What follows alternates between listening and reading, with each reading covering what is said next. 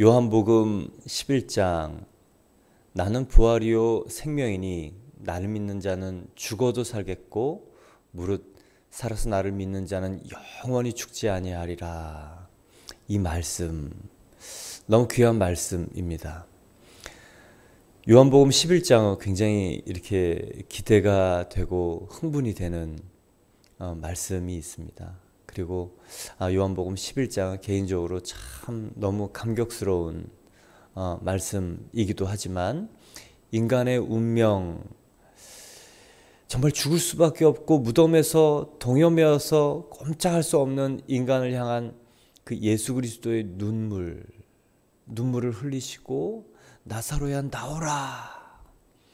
인간의 운명과 현실, 그리고 그것을 아파하시는 예수 그리스도 하나님 아버지의 마음, 그리고 그냥 눈물로 그쳐서 마음을 동정해 주시는 것이 아니고 인간의 운명을 완전히 바꿔놓으시는 그 문, 죽음의 문, 사망의 문, 저주의 문, 이 사단의 이 압제 속에서 예수 그리스도께서 우리를 불러내시는 아주 놀라운 생명의 말씀이 있어서 요한복음 11장은 너무 좋아하는 말씀.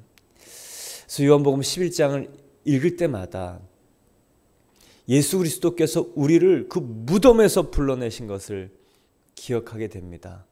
그래서 요한복음 11장을 볼 때마다 그렇지, 나는 예수님께서 불러내신 자야, 생명으로 불러내신 자야, 더 이상 메인 것이 없어, 나는 죽음에서 불려진 이 부활의 존재야, 예수 그리스도로 말미암아 살아난, 되살아난 뿐만 아니라 영원한 생명으로 그 생명을 얻게 된 놀라운 존재야라는 것이 마음 깊이 생각이 됩니다. 이 요한복음 11장을 읽으시면서 저와 여러분 안에 정말 이 부활의 생명, 이 신적 생명, 현재적으로 누리는 이 신적 생명이 날마다 풀어져 나가서 많은 사람들을 자유케 하는 하나님의 아들의 권세, 부활의 생명력이 흘러가기를 축원합니다. 오늘 11장 1절 어떤 병자가 있으니, 이 사람이 나사로고 결국 죽지요. 예수님의 7가지 표적 중에 요한복음에서 가장 극적인 표적, 바로 이 죽은 나사로를 되살리는 이 표적입니다. 요한은 많은 일들이 있지만 그 중에서 선별적으로 7가지 표적을 기록해냅니다. 그 중에서도 예수께서 하나님의 아들, 다른 말로 하면 하나님이신 속성, 너무도 분명하게 나타내고 있지요. 왜 그렇습니까? 생명의 주인이 바로 예수 그리스도이시다. 생명의 주인, 죽은 자를 살리시는 것, 창조 때 없는 것을 있는 것으로 만드신 바로 그 하나님이심을 나타내는 그 말씀이 오늘 11장 말씀이에요. 그래서 요한복음 11장 생각하고 준비하면서 이게 찬양이 되고 기대가 되고 너무 11장을 설명해 가면서 우리의 믿음의 현실이 사실은 그대로 많이 녹아져 있고 그대로 녹아져 있다는 것을 보게 되면서 그 모든 믿음들을 예수 그리스도께서 바꿔놔요. 이 마리아의 믿음, 마르다의 믿음, 그리고 주변 사람들의 믿음, 그리고 그 사람들의 이 행할 바들을 계속 바꿔나가는 예수 그리스도의 극적인 표적이 바로 이 요한복음 11장의 죽은 나사로를 살리는 일입니다. 이 표적으로 예수 그리스도께서 하나님의 아들이신 생명의 주인이시다라는 것을 알려주고, 또한 예수께서 십자가에서 죽으시고 부활하실 것을 가장 근접하게 시간이 가까워서 알려주시는 사건이에요. 왜 그러냐면 이 표적으로 말미암아 많은 유대인들이 믿었어요. 이제 예수님이 십자가에 달리실 그 시간이 이제 불과 1, 2개월 정도밖에 안 남았습니다. 이 수전절을 지냈어요. 그리고 이제 그 다음 6월절 가까이 이제 얼마 남지 않은 시간이죠. 예수께서 십자가에서 죽으시고 부활하실 것을 시간적으로도 알려주는 그 사인들이 무엇이냐? 이 일을 통해 죽은 나사로가 살아나는 일을 통해서 많은 유대인들이 믿었습니다.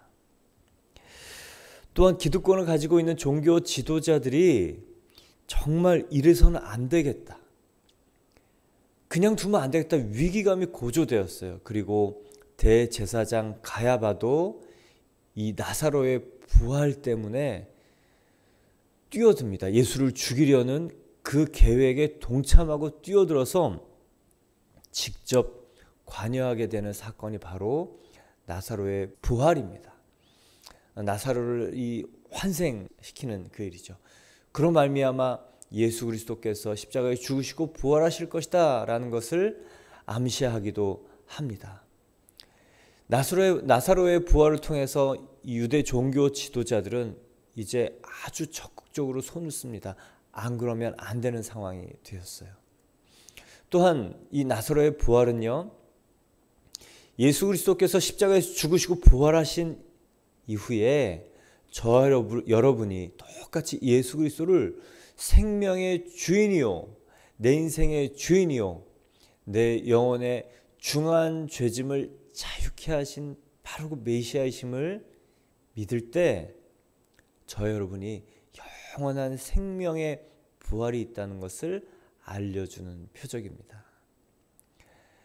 여러분, 요한복음 11장을 읽고 또 읽으면서 예수의 마음, 그리고 인간의 현실, 그리고 예수님이 우리를 위해서 하신 일, 그것이 우리 안에 깊이 새겨지면서, 그렇지, 나는 동여매진 죽음의 사람이었어. 그러나 더 이상 사망에 매여 있지 않아.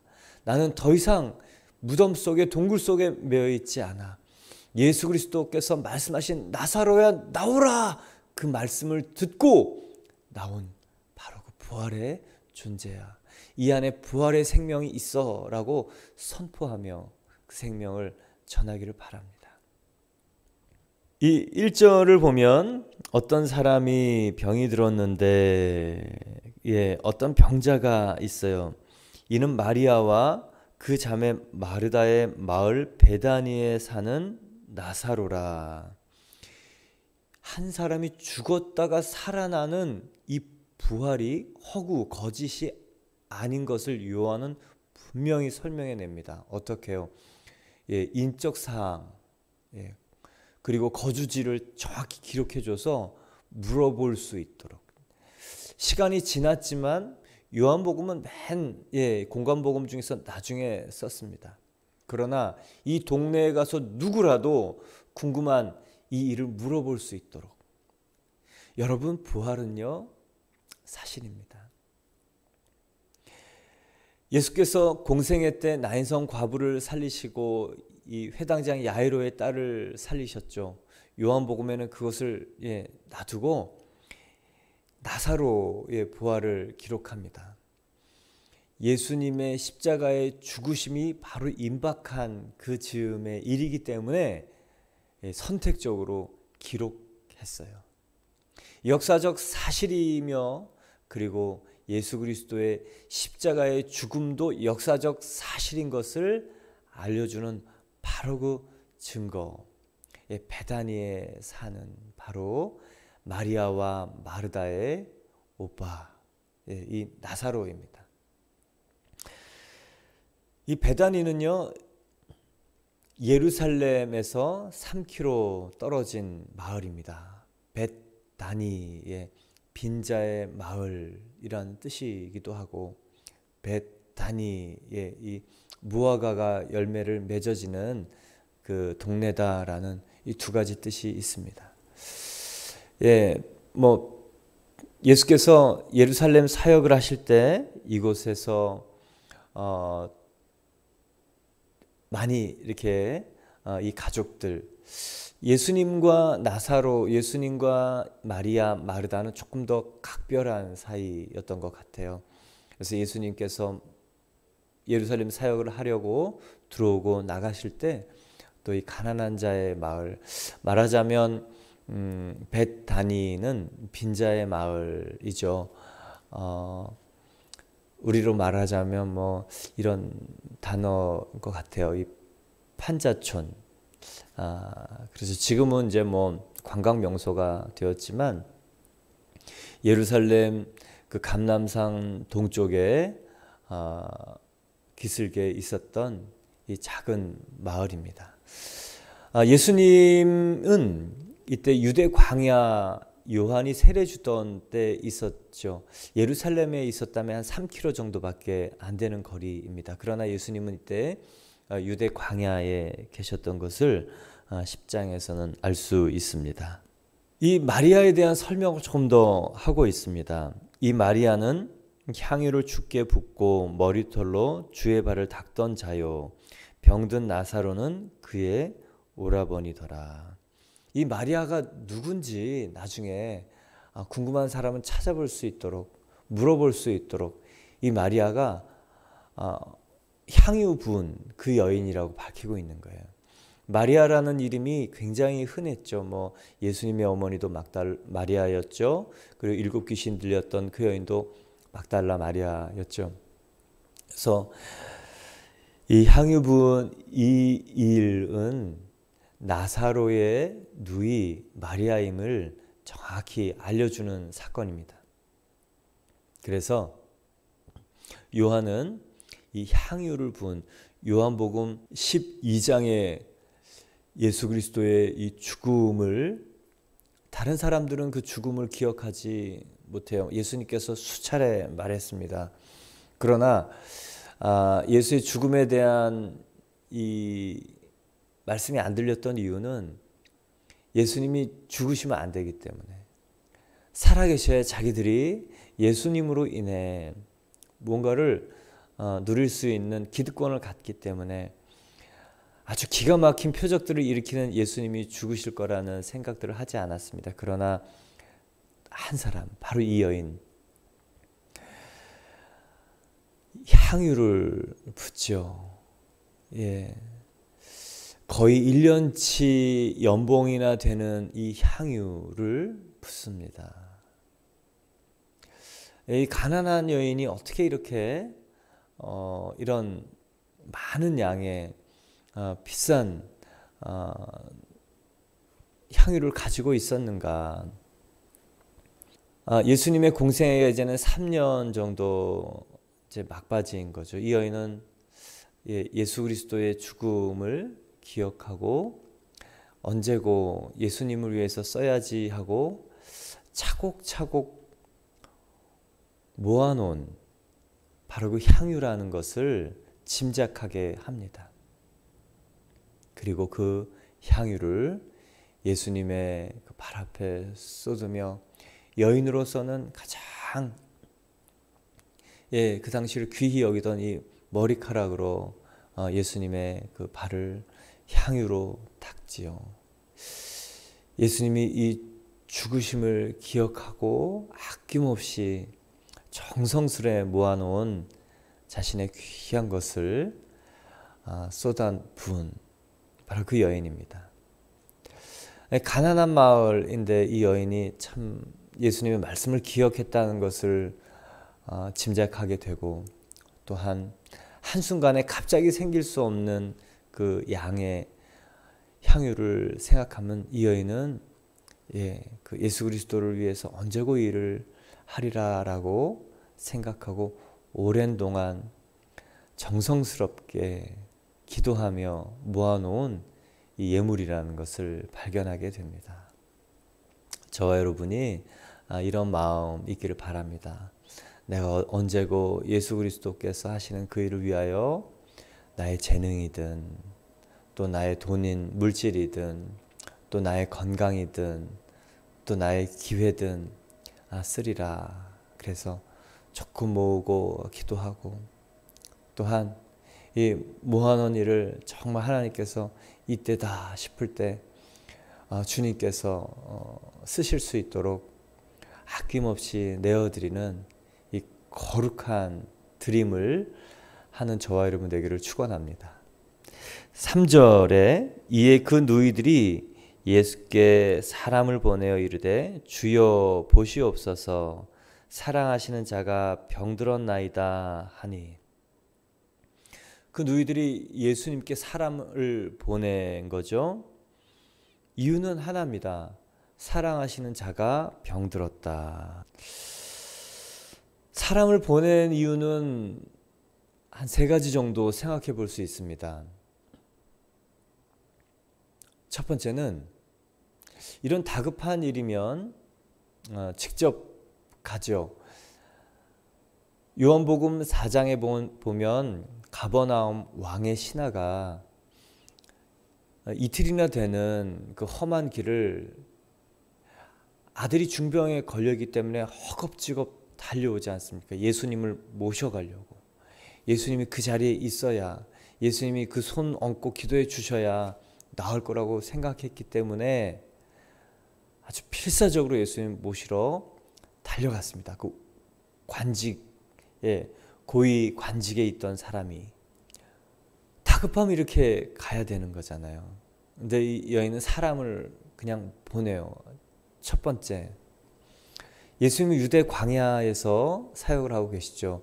그러나 여기 베다니는 유대교 이 지도자들, 예수님을 배척하고 죽이려는 사람들의 본산지예요. 아주 정말 이 예수님에 대한 배척이 심한 곳이기 때문에 정말 차마 위중한 상황임에도 불구하고 예수님께서 정말 이곳에 오시라는 얘기를 본인의 입으로 하기는 민망한, 그러나 와주셨으면 좋겠다라는 그 마음이 담겨있는 이 전갈을 보내는 것이죠. 아마 이 예수님과의 관계가 아주 본인들 생각에는 이 특별하다고 생각했기 때문에 직접 가면 예수님이 어쩔 수 없이 오셔야 될 건데, 그게 예수님께는 사역의 부담이요 생명의 부담이 될 거다라고 생각해서 이 전갈만 했다는 것이 첫 번째 우리 생각입니다. 두 번째, 왜 사람만 보내고 전갈만 보냈고 직접 가지 않았는가? 이 왕의 신하는 직접 찾아갔죠. 그러나 이 마리아와 마르다에게 있었던 그 믿음은 무엇이냐? 마태복음 8장의 백부장의 믿음 같은 것입니다. 예수님 직접 오시지 않아도 됩니다. 그냥 거기서 말씀만 하시면 이 병이 우리 하인이 낫겠습니다라고 말했던 이 이방 백부장의 믿음, 예수님이 그 병을 치유할 수 있는 분이라는 것을 이 마리아와 마르다는 믿었고, 그리고 오랜 동안 이 3년여 동안 예수님의 사역의 소문과 또 가까이서 본 이 마리아와 마르다에게 생긴 믿음은 예수님은 치유자이셔, 그리고 그분이 꼭 현장에 있지 않으셔도 그 일을 하실 수 있는 분이야 라고 생각하고, 정말 예수님에게 알리면 그냥 그분이 거기서 백부장의 하인을 고친 것처럼 고칠 수 있다는 그 믿음. 여러분, 우리가 이 믿음 있기를 바랍니다.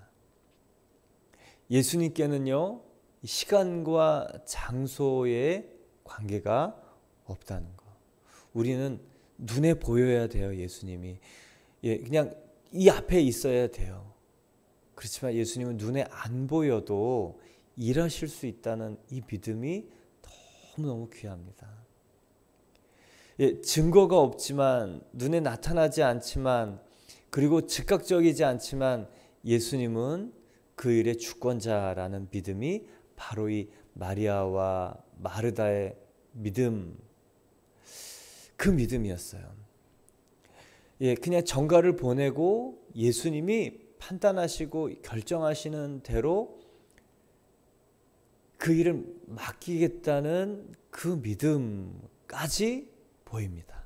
여러분, 우리의 기도는 예수님을 모셔와야 된다고 생각을 하고, 예수님을 재촉해야 된다고 생각하고, 예수님이 보이지 않으면, 우리가 생각한 시간에 나타나지 않으면 섭섭하기도 하죠. 그러나 이 여인들 믿음 안에는 전가를 보내면서 예수님의 결정을 따를 만한 그 예수님의 그 행하심에 온전히 의탁하는 믿음이 있었습니다. 여러분, 이 믿음 우리에게 있길 바랍니다. 눈에 보이지 않지만 주님이 아신다. 그리고 그분은 그 문제를 해결할 수 있는 분이다. 그리고 주님의 방법과 시간대로 그분이 일하실 것이다. 그 마음이 편지의 내용 속에 있습니다. 보면 주여 이렇게 써 있어요. 보시옵소서 사랑하시는 자가 병들었나이다. 네, 좀처럼 위중하지 않으면 이렇게 편지를 쓰지 않겠죠. 더 각별한 사이면 그냥 예수님 사역에 방해가 될까봐 좀 괜찮겠지, 회복이 되겠지, 그렇게 기도하고 또 중보하고 또 간병하다가 이제는 도저히 안 되겠다, 이제 예수님이 아니면 안 되겠다라고 생각해서 보낸 편지임에도 불구하고 아주 간략해요. 보면 주여라는 호칭이 있습니다. 그분이 주인이세요. 이게 분명하면 됩니다. 우리는 이게 분명하지 않아서 우리 눈앞에 보이는 증거들을 구하고 또 상황 속에 매몰돼 있죠. 그러나 여러분, 한 영혼의 인생의 주관자가 예수님이시고 병이 이 사람의 인생을 끌고 가는 것 같지만 주권자가 예수님이시라는 것이 너무도 분명하게 기록되어 있습니다. 여러분, 이 주여라는 단어를 호칭으로만 사용하실 것인가, 아니면 정말 모든 것의 주권자 되시는 권위자로서 우리의 그 마음과 또 신앙의 대상으로, 또 신뢰의 대상으로, 또 모든 것을 주관하시는 역사의 주관자로 여길 것인가. 여러분, 그 차이는 너무도 다릅니다. 제가 계속 오시는 분들을 보면서 드는 생각은 예수 그리스도가 주인이신가 아닌가의 차이는 너무 다르다예요. 몸이 아파서 오실 수 있죠. 몸이 너무 아프지만 예수님이 이 안에 살아계신 분은요, 아픈 몸 통증 때문에 괴롭지만 이 예수님이 하실 일을 기대하는 믿음이 있더라고요. 그런데 예수님이 이 안에 없고 호칭으로만 아는 분, 그냥 주여라고 호칭이 아닌가, 그냥 그렇게 부르는 것 아닌가라는 분들은 그 갑자기 닥친 어려움, 왕자왕, 이 낙심의 끝이 없는, 정말 우리에게 주신 예수님이 우리 안에 있으면 다 가진 자가 되고 모든 것을 이길 수 있는데 안타깝다. 그러나 예수를 이 10년 가운데 주인으로 영접하는 자는 너무 다르다라는 것을 극명하게 보게 됩니다. 어제는 또 한 집사님이 전화가 왔어요. 예전에 중국에서 들어와서 한국에서 이 성경 공부, 바이블 칼리지 공부할 때죠. 이 빌립보서 강의를 할 때 복음을 쭉 설명하고 그랬습니다. 근데 그 집사님은 요즘은 자기에게 많은 사람들이 이렇게 어려움을 얘기하고 또 말씀을 배운다 얘기를 하더라고요. 3년 전에 목사님이 했던 말은 그때 이해가 되지 않았는데 이해가 되고 정말 그 삶을 살고 있다고 얘기를 하고 있어요. 그래서 무슨 얘기를 제가 했어요? 그랬더니 제 강의 중에 당신이 이 강의 수강하시는 분들, 당신이 집사님들이 복음으로 채워지면 하나님이 사람을 보내십니다. 복음이 내 안에 있으면 하나님이 사람을 보내십니다. 자기가 그때 그거는 들었는데 자기가 만나는 사람들이 늘 뻔한데 직장, 가정 어떻게 사람을 보내실 것인가, 어떤 방법으로 보내실 것인가 의아해서 참 저 질문이, 저 말이 신기하다. 그리고 암송을 했다는 겁니다. 복음 말씀 암송하고 또 성경을 다시 읽고 정말 예수를 그동안 알고 있던 구원자에서 주인으로 바꾸는 그 복음, 그게 사실은 뭐 복음이죠. 그분이 우리의 주인이신 복음을 깨닫고 지금은 여러 사람들에게 연락이 와서 교태를 보내고 말씀을 가르치고 일대일을 하고 있다. 그 얘기 들으니까 너무 기분이 좋더라고요. 여러분, 복음을 가진 자, 예수가 주인인 자, 하나님이요 그 사람을 생명나무로 쓰세요. 사람을 보내십니다. 지금 나에게 어떤 사람을 보내도 예수가 있으면 살릴 수 있기 때문에 하나님이 보내시기도 하는 것이고요. 사람들이 생명의 물을 찾아 사람 통해서 이렇게 연락이 오는 거예요. 너무 기분이 좋았어요. 복음이 답이에요.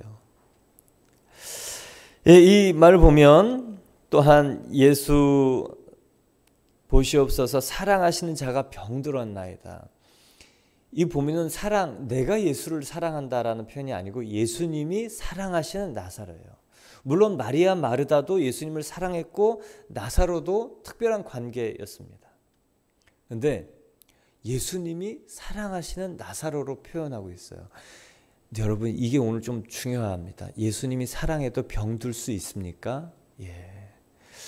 많은 성도들은요, 내가 하나님을 얼마나 사랑하는데, 내가 얼마나 섬겼는데, 내가 얼마나 헌금을 했는데 나에게 이럴 수 있습니까? 이렇게 섭섭해 하시는 분들 간혹 보면 제가요, 마음이 막 그냥 그렇게 낙심이 되고 그냥 마음이 뚝 떨어져요. 갑자기 우환이 생기고 병이 들고 또 교회를 열심히 섬겼다고 얘기하는 분들이 어떻게 하나님이 나한테 이럴 수 있는가 이렇게 할 때마다 저는요 소스라치게 놀랍니다. 아, 자기를 위해서 이렇게 한 거구나. 예수를 사랑한다고 했던 그 고백은 자기를 위한 고백이었구나. 제가 너무 중국 가기 전에 당연한 거로 여겼죠. 근데 중국 갔다 와서는요 너무 깜짝 놀랐어요. 내가 하나님 당신 어떻게 섬겼는데 나한테 이럴 수 있느냐, 이런 마음들. 근데 오늘 여기 보면요, 그냥 그런 예수님이 사랑하지만 병들었는데 예수님에 대한 원망이나 섭섭함이나 서운함이나 재촉이나 빨리 오라는 얘기나 뭘 손을 써보라는 얘기는 없어요. 그냥 맡기는 믿음입니다. 그냥 보시옵소서 사랑하시는 자가 병들었나이다.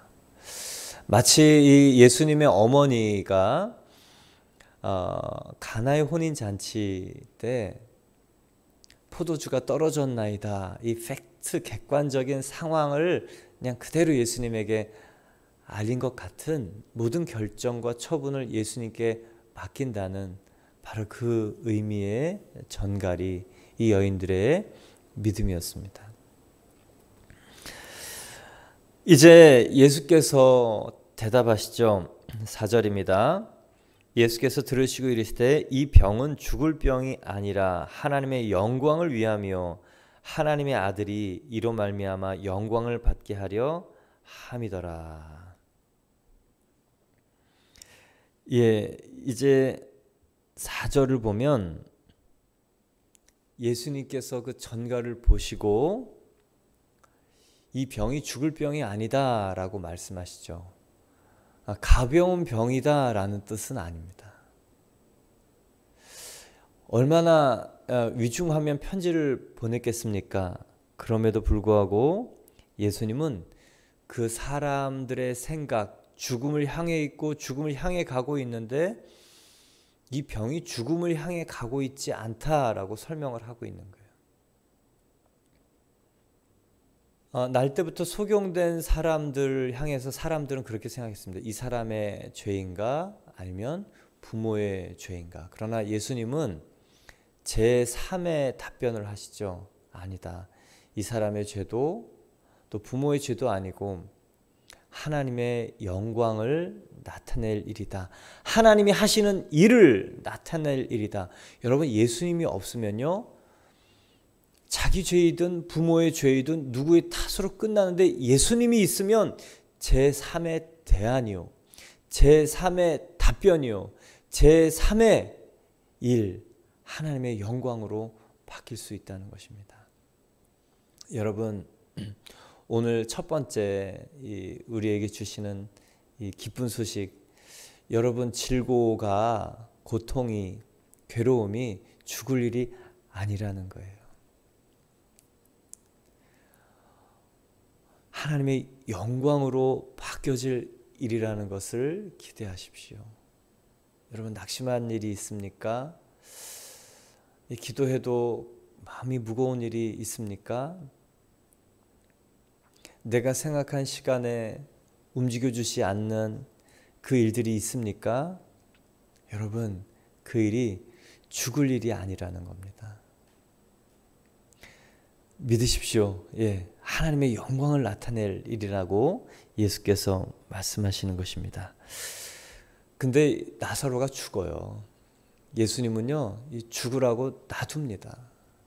어떻게 이 사랑하시는 자를 죽으라고 놔두는가? 빨리 손 써야 되지 않는가? 그럼 멀리서라도 기도해 주셔야 되지 않는가? 여러분, 예수님이 그냥 움직이지 않고 놔두실 때는 목적이 있다는 것, 이유가 있다는 것, 그 과정 속에 우리에게 필요한 일들을 행하고 계시는, 정확히 시간을 재고 계시는 분인 것을 믿으십시오. 늦게 오시는 분도 아니요, 또 안 오시는 분은 더더욱 아니요, 필요한 때에 정확한 일을 하시는 분이 예수님이십니다. 근데 오늘 그냥 죽으라고 놔둬요. 여러분, 이게 좀 아이러니하죠. 어떻게 사랑하는데 죽으라고 놔두는가? 여러분, 그 질병에서 고침받는 축복보다 더 큰 축복, 죽었는데 살아나는 축복, 어떤 게 더 큰 축복입니까? 아유, 목사님, 저는 그렇게 아슬아슬한 인생을 살고 싶지 않습니다. 그냥 적당한 선에서 그냥 일을 마무리해 주시면 좋겠어요. 아니요. 오늘 우리에게 주시는 가장 큰 믿음은 무엇이냐?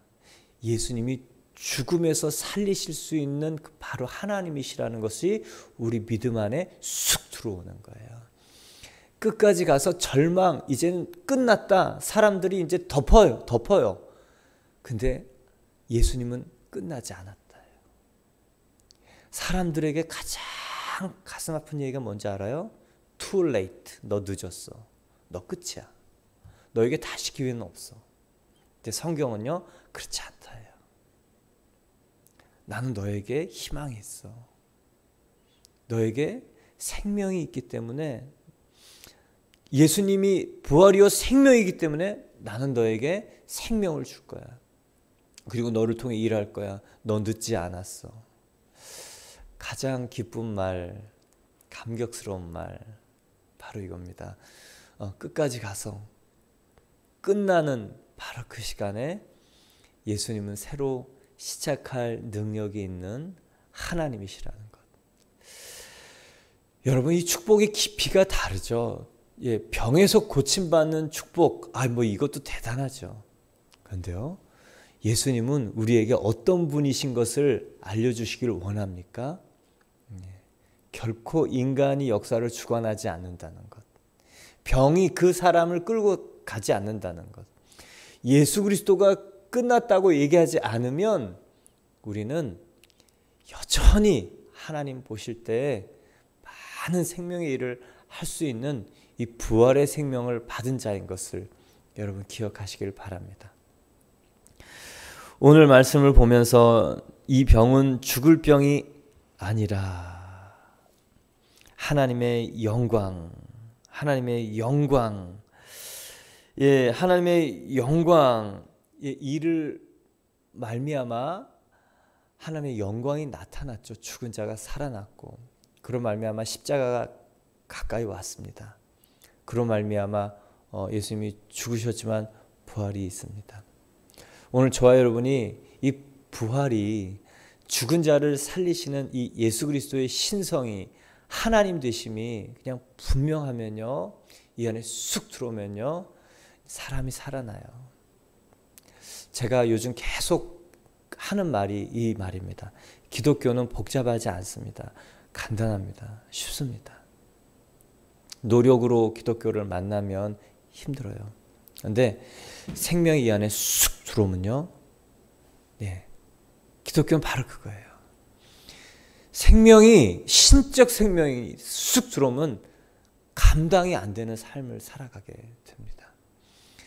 여러분이 생명이 우리 안에 쑥 들어와서 그분이 일하실 수 있도록 그분에게 주권을 드려서, 예, 협력하여 예수님이 하시는 일을 우리가 생각하고 협력할 때요, 정말 되어지는 인생, 풀어져 가는 것, 예, 정말 기독교는 어렵지 않습니다. 저 여러분이 정말 이 생명을 경험하고 그 생명을 그냥 복음을 전할 때 또 한 사람이 이 생명의 불씨가 생겨나는 그 일, 부활하신 예수님이 나의 주인 되시면 모든 것을 이기고, 모든 것을 견디고, 모든 것을 참고, 모든 것을 바라는 믿음이 되지요. 저 여러분이 그 귀한 믿음 갖는 부활의 사람들 되기를 축원합니다. 우리 함께 기도드리겠습니다.